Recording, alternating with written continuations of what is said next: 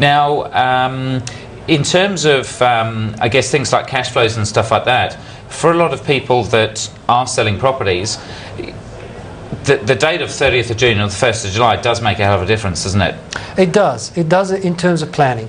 It all depends on the personal circumstances. For example, if you are starting a new business and you've incurred a lot of losses, obviously you're not making very much money in the beginning, and you know, and you're selling a property with a capital gain, then it's better to do it before the 30th of June.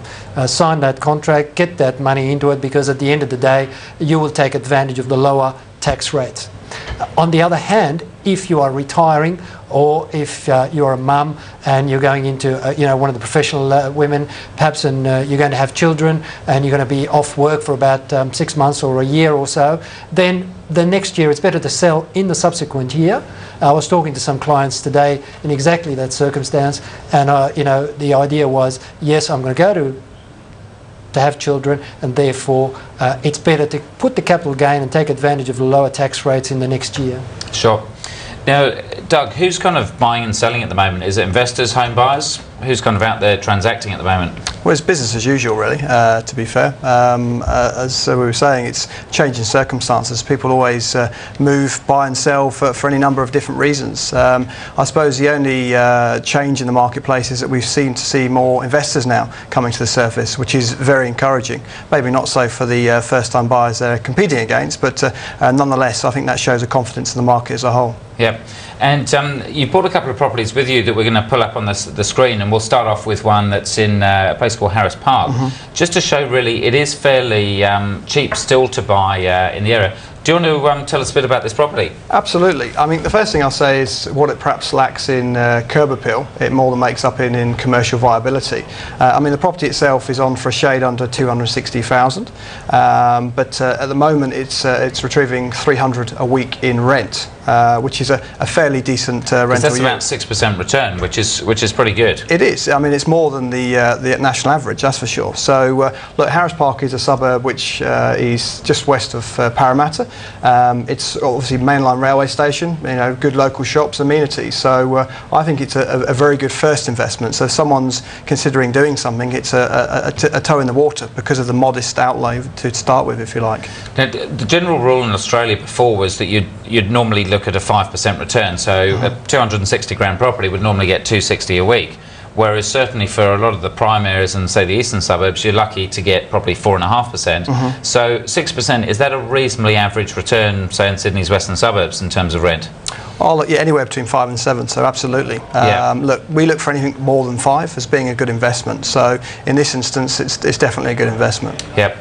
Now, Shakri, say if you're borrowing 100% of the cost, roughly at 7%, obviously that's not going to be positive cash flow, but there's things like depreciation that can turn the tables, aren't there? That's exactly right. You can, for most of the properties, depending on their age, as long as they've been constructed after 1985, you can go to a quantity surveyor who would estimate what the costs are of the building plus all the plant and equipment, and you know, you can get a depreciation. We don't have to pay any cash for that, but it will be taken as a deduction against the rental income, and therefore you'll end up at perhaps sometimes or most times at a loss, which will offset against your salary income. That will end up with a cash refund at the end of the year. Yeah. So it can certainly help, and we'll go through some of the numbers later on to give people an idea of how it all goes together.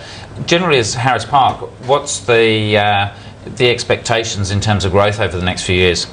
I mean, capital appreciation, I think, really fits in with the rest of Sydney and certainly Western Sydney as a whole. But look, I mean, the long-term view is that perhaps the remainder of this year we'll see maybe a couple of percent, 3% before they close the year, and then maybe 5% next year. Beyond that, it's anyone's guess, I think. Sure, but at least at around that 260 grand level, that's a reasonable start for a first home buyer or someone to get into sort of an affordable market. Oh, absolutely, absolutely, without question. Because a lot of the time on the show, unfortunately, we're always talking about $500,000, $1 million properties. So the idea of getting you along is to show that there is still affordable investing out there, isn't there? Without question. Yeah, good. Well, we'll be back in just a minute with Tip of the Week and more questions and ideas on property.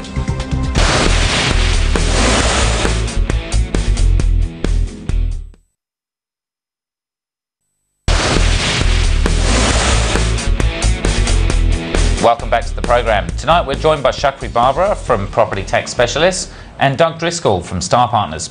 If you've got a question about what you can and can't deduct from your tax return or anything to do with buying or selling property, then give us a call on 1300 30 34 35 or send us an email to property@skynews.com.au. And now it's time for our new segment of Viewer Tip of the Week. And this tip comes from Graham Cox in Brisbane. And his tip was, ensure that building and pest inspections include the common areas. Now he says, I recently signed a contract on a unit and just after the cooling off period expired, I discovered that the outside landing and stairs had bad concrete cancer and was dangerous. The building and pest inspection had come up fine on the unit and didn't mention anything. I was subsequently told that the inspections do not include these areas. Now the seller's solicitor would not allow me out of the contract and claimed that the landing was a body corporate issue and not part of the unit, and so I should take it up with them.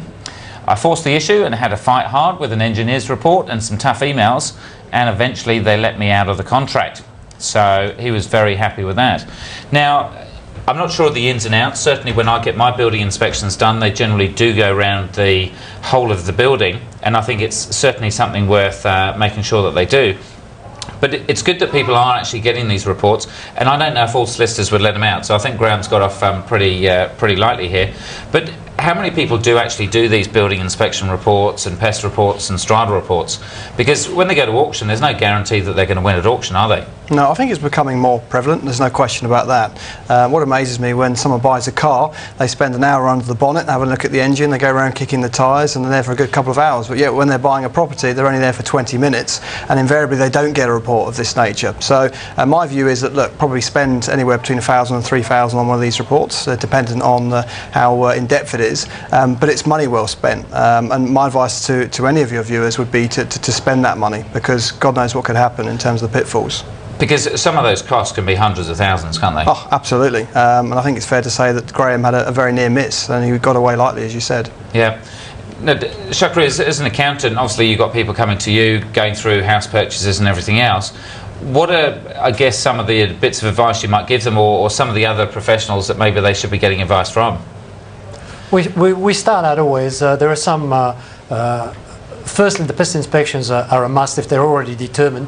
We also deal with some buyer's agents, and the buyer's agents usually recommend and have a number of suppliers that help them, and they usually go through the pest inspections, the property type, and a variety of other issues that ensure that you're getting quality and value for money.